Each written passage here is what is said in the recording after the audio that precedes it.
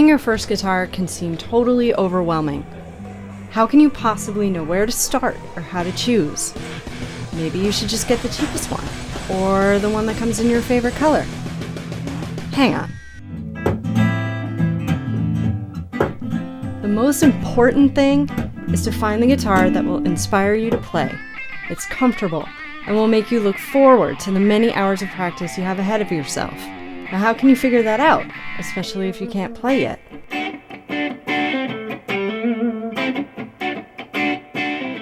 You know, for a first-time guitar buyer, you may want to take someone with you. Well, I guess you got to know what kind of music you want to play.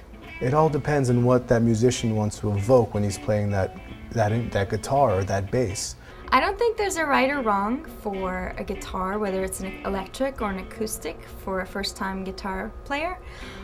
It's basically whatever that person is drawn to is the right guitar to go with.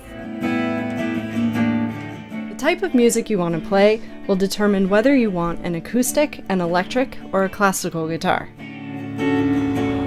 C.F. Martin & Company has been a family business since its founding and continues to thrive in Nazareth, Pennsylvania under the guidance of sixth-generation owner Chris Martin IV. There may not be any one secret to making a good guitar. It's really a question of having the right raw materials, a good design, and then assembling those raw materials in that shape as well as you can. And that's what we're known for. We are the standard by which all other guitar builders are judged. Martin Guitars actually originated the shape of the Dreadnought acoustic guitar, which is the acoustic guitar that we're all used to seeing. This particular model is a full-size Dreadnought. It's one of the largest bodies. In acoustic guitars, it's the wood that vibrates to produce the guitar's sound. Two of the most common woods used for guitar building for back and sides is Indian rosewood and mahogany. As you pick up a guitar and play through them in a store, you want to take note of what the woods are. They do sound different, have different types of characteristics. Low-end guitars don't use any solid wood. To save on costs, they use laminate, which is made of several thin layers of wood all glued together. While laminate makes for a sturdier guitar, that glue doesn't vibrate like solid wood, and the sound is sacrificed. I think there's a richness to the sound of a fine guitar. I liken it to an orchestra. A finely made guitar has a full orchestral sound with a lot of overtones, a lot of sustain. Even though Martin guitars are not considered handmade, they still require a surprising amount of hand labor. It takes several very talented employees 2 to 3 months to make a single guitar.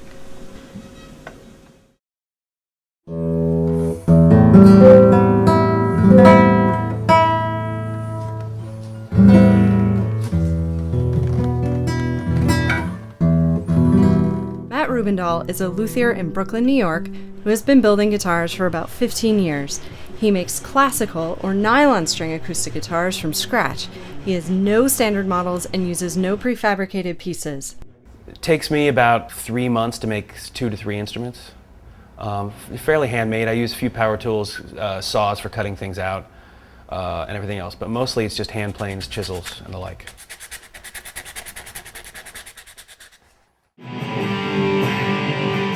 A lot of people think guitar must be learned on an acoustic guitar, but it depends on the beginner's goals. Electrics are another option.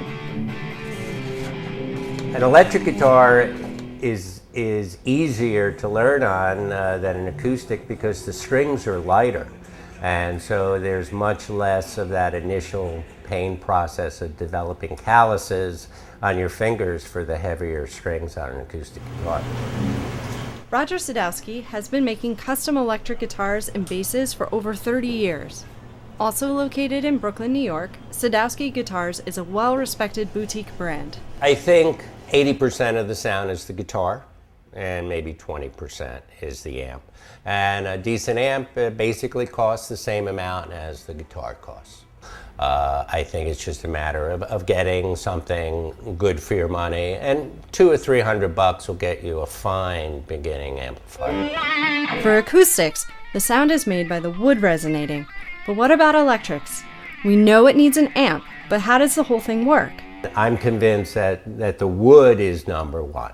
The pickups reflect and amplify the sound, but the way the string vibrates and what the pickups are seeing and converting to electrical impulse is primarily affected by the wood of the instrument.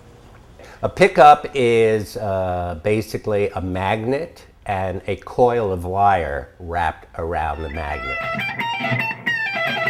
After you decide the type of music you want to play, determine your budget. Prices range based on the quality of materials, the workmanship, ornamentation, and whether laminate or solid wood was used. There's a direct correlation between the price of a musical instrument and its quality, and I don't know any other field where there is such a dramatic and obvious correlation. That's true. The better the instrument, the more you're probably going to pay for it. So what should you spend as a first-timer? In your mind, decide how much you can spend, and spend as much as you can afford. It is a given that the better the guitar, the better the guitarist has the capability of becoming. And I think for the non-knowledgeable buyer, I think you'd be safer buying a new instrument for $300 to $400 than trying to get something used. There are nice $200 guitars out there. There are nicer $400 guitars out there. There are nicer $750 guitars out there. A good salesman will take whatever budget you have and try to get you the best thing possible within your budget. But he'll also show you something a little bit more expensive and a little bit cheaper. That way you can see the actual difference if it's worth it. While any guitar is better than no guitar, don't think that $100 is going to get you anything great. A lot can go wrong with cheap guitars. You want a good action, which is the distance of the string off the fingerboard. You don't want it too high, too hard to play. You want it nice and easy to play up here. You know, the tuners are the quality tuners, or is the frets, is the neck set up right? Is it easy to play? And while some of those things can be adjusted by a competent technician, it's definitely cheaper in the long run to get something that works right from the beginning. My opinion is comfort of use is really the primary consideration. If the guitar is not comfortable for the user, that person's not going to play that guitar. And what's going to happen is they're going to stop playing guitar because it bothered them or hurt them or was not satisfying, and they're going to think it's them. Lots of people buy cheap guitars because they're not sure they're going to like playing. But cheap guitars actually are harder to play, making it more likely that you'll quit. So when you go to the store, make sure you try guitars of all different prices, body sizes, and materials, just so you have a sense of what you like. If you can't play yet, ask the salesperson to help you out and play them all for you. Sinem Saniye is a singer-songwriter in New York and abroad in Turkey. It's like a candy shop when you go into a music shop, and you're again drawn by the colors, the shapes. However, now I do have some experience after getting that first guitar. It was just way too big for me. Very clunky, big acoustic guitar. Close your eyes and just feel it first. It's got to feel comfortable. More petite people, and especially children, will find a smaller-bodied guitar much easier to play.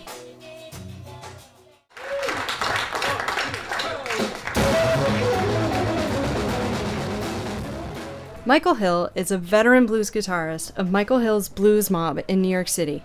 He's signed to Alligator Records and has been dedicated to the guitar since the early 70s. You know you found the right guitar for you when you play that instrument and it feels good, and in time when you feel connected to it.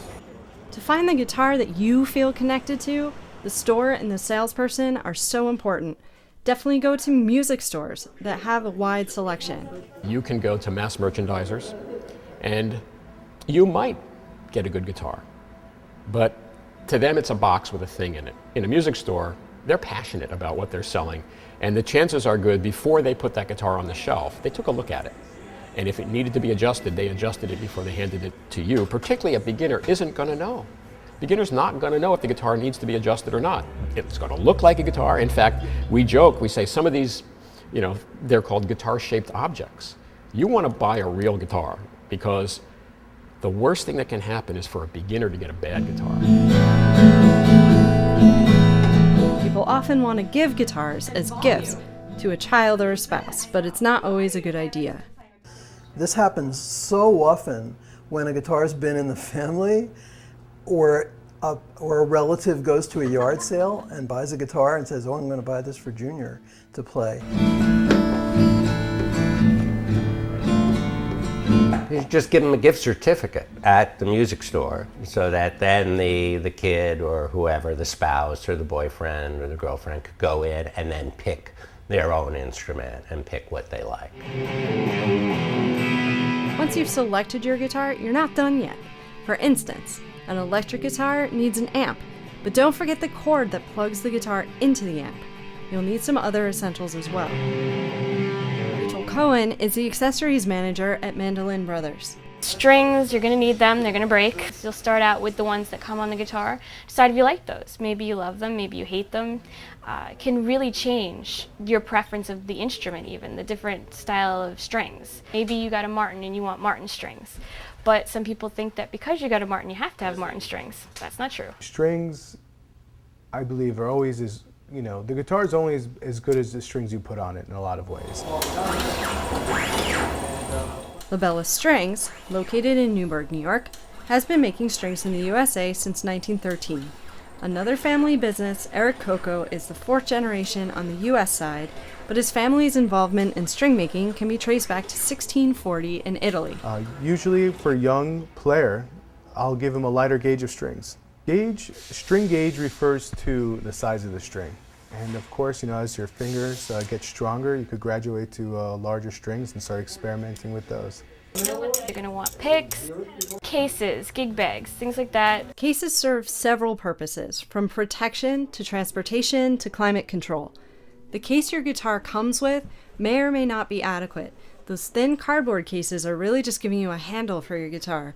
A thicker hardshell case is recommended. Gig bags are good for running to gigs or lessons, but the guitar should really live in its hardshell case. Stan Jay is the owner of Mandolin Brothers, an iconic store for fretted instruments since 1971. Specializing in vintage instruments, they also carry instruments by several independent luthiers and have been a destination for celebrity and amateur guitar enthusiasts worldwide. Well, Martin, in their Care and Feeding brochure, has this wonderful line that I think is great for its simplicity. If the instrument is not in your arms being played, it's got to be in its case, latched up. Many instruments deteriorate because the owner of the instrument isn't aware that there are steps that can be taken to keep it going for a much longer period of time. Well, fortunately, electric guitars are easier to maintain and store than acoustics. I once measured the humidity in my apartment in the city and it was 5%. Now the safety range for acoustic guitars should be over 35%. Humidity is what keeps your guitar healthy. When the heat comes on, make sure your guitar has a humidifier. When the seasons change, some flexing of the guitar is normal, even with a humidifier. But if you notice changes in string height or action, a truss rod adjustment is necessary. Truss rod is a device that's inside the neck that puts pressure on the neck or removes pressure from the neck in order to keep it straight.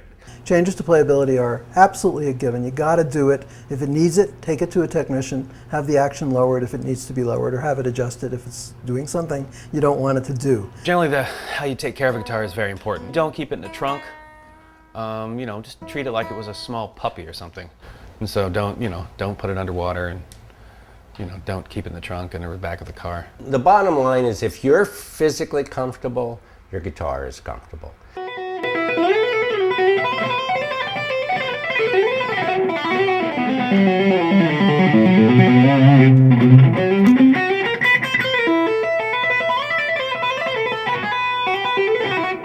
Not so overwhelming anymore, is it?